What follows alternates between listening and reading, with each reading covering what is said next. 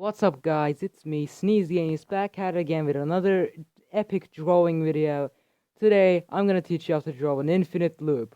Also, you know how my camera was like always shaky in the previous drawing videos?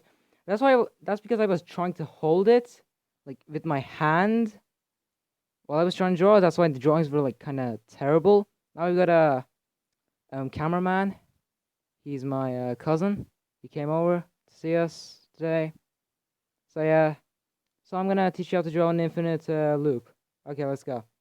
Okay, first of all, you have to draw like a square.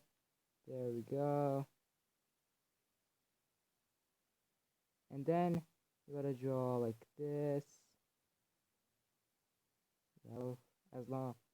No. Now I know it's looking a lot like a symbol that many people don't tend to like, but trust me, it's gonna get better. Now we gotta draw this.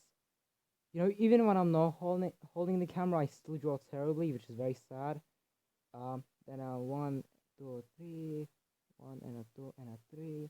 So you gotta draw as long as these, which I hope I'm accomplishing right.